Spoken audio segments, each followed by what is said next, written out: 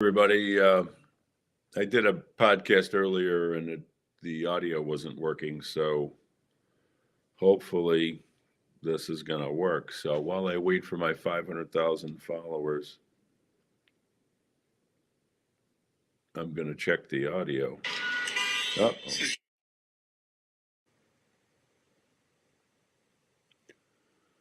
I don't know if anybody can let me know. I'm on Restream, so I'm not really getting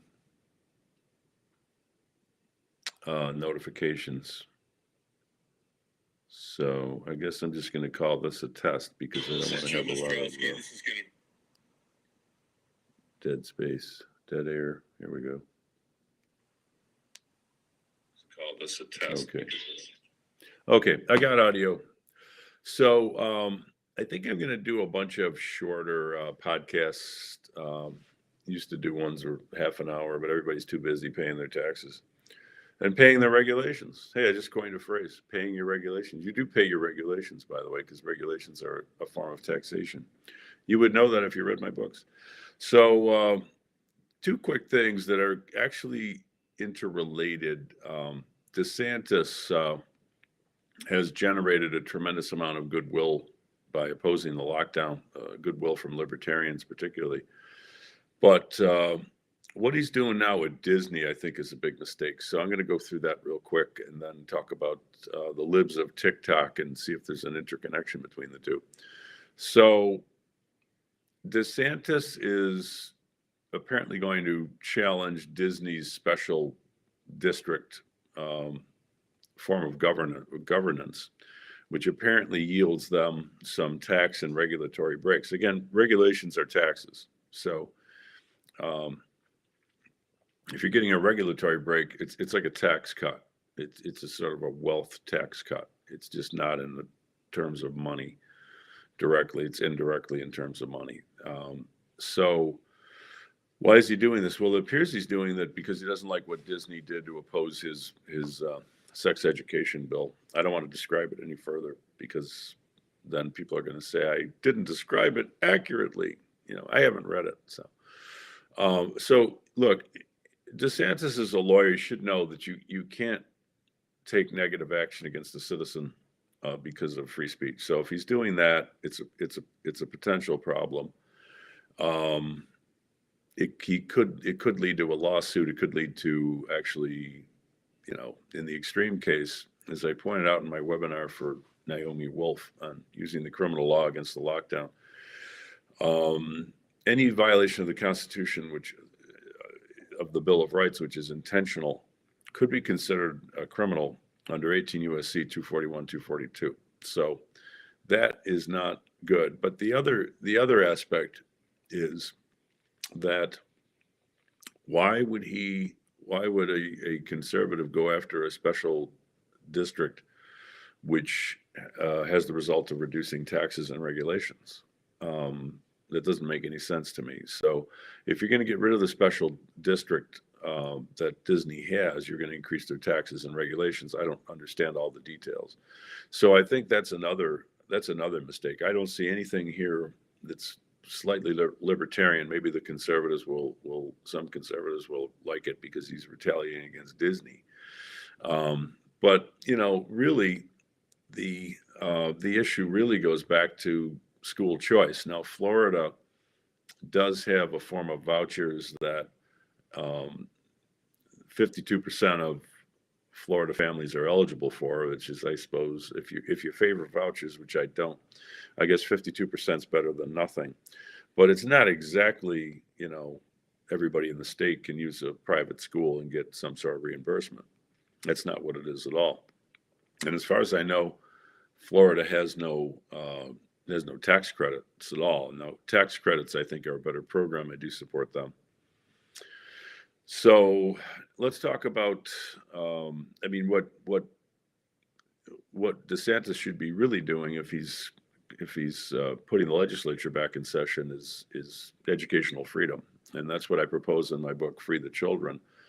I talk about how 23 red states have compulsory socialist tax-paid daytime juvenile detention centers. So why doesn't he focus on that, which I think that's the whole point of my book, is to kind of light a fire under the GOP, which talks about school choice, talks about how much they are against socialism, talks about smaller government, but they never really do anything about it. In fact, they control 23 states, and what have they done? They haven't done much. So that's the point of the Free the Children movement. Now, let's talk about the libs of TikTok. That's apparently a Twitter account which simply takes copies of videos posted by left progressives, I prefer to call them, and just post them so people who don't normally see these things can see. And interestingly enough, I think one or two of the people were government school teachers, and they're bringing in this like extreme left progressivism into government schools where 90% of Americans send their kids.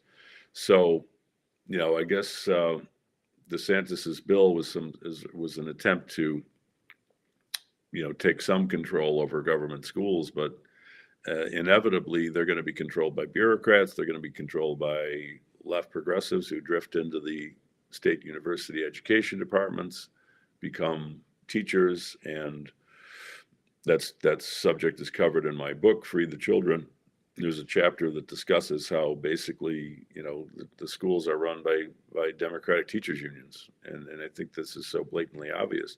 So the question really for a red state like Florida, which prides itself on, being the first or second most free state, depending on what the rankings are in a particular year, they seem to have a rivalry with New Hampshire, is why do they have compulsory in 2022? Why do we have compulsory laws that force kids to, sit in a building for 7 hours a day with kids their own age, which never made any pedagogical sense.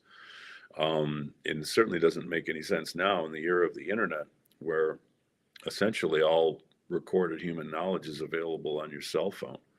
I'm not saying kids should be on the internet all day. I certainly don't believe they should, but the internet undercuts the whole. Well, not the whole, but one of the major reasons why we had government schools in the first place was it was kind of an information technology. The information technology was the kids' feet putting one foot after another, walking down to the internet of the time, the school building, and the teacher would ride a horse to the school building, and then information would be shared and exchanged. Well, that's not necessary anymore. You can do that. You can read the complete works of Plato. You can hear the complete works of Plato, I'm sure. And there's probably more online lectures in written form, certainly, but also even audio form about Plato. There's probably more than you can listen to in the next 6 months. So again, for many, many reasons, but that sort of gets to the fundamental reason why these schools exist, because of really one main thing: inertia, and the most powerful force in the universe. They exist for the same reason the oak tree in your backyard has existed for generations. It's just there. You don't even really think about it too much. You don't really think, wow, it wasn't really always there, because it was always there from I can see. But in terms of human history, compulsory government schools have only been there for a short period of time. They were never justified in the first place, and they shouldn't be there, and we should start to get rid of them. Now, you can't do that in the blue states because the teachers unions control all the state capitals, like New York. So that's why the subtitle of Free the Children is how red state Americans can liberate their children from government schools. So that's the point. And by the way, Disney, skipping back to the other issue, Disney's the largest taxpayer in Florida, and about $50 million of their taxes goes straight to Florida's compulsory socialist daytime juvenile detention center. So if you're going to increase taxes on Disney, you're going to increase the money flowing to these institutions which have teaching practices that apparently a lot of people oppose. That's why DeSantis put that one bill in. But you're not going to deal with all the defects in the government school system by passing legislation every once in a while. So the way to deal with the defects is to simply stop sending your kids there, repeal the compulsory attendance law, have educational choice, and fewer and fewer people will use those schools anyway because they don't work.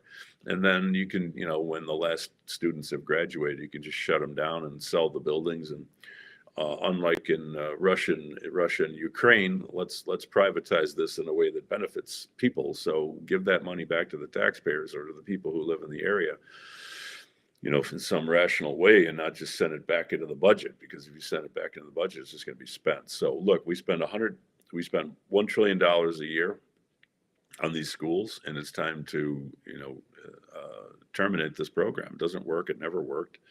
There was never any reason for it. There's no reason for it now. Government schools are bad for your kids, which was my first book on the subject that I don't think people were ready for. But I think now, after 2 years of the lockdown and forcing kids to wear masks, and with the ramp up in extreme left progressive propaganda, I think people are ready. So let's light a fire under these red state legislators and governors and start to free the children.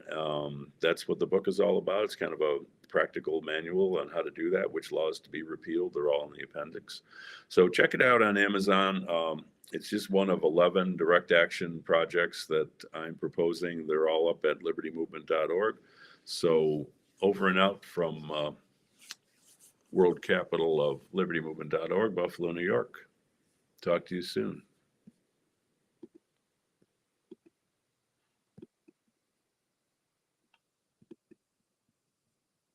And how do you end the live stream?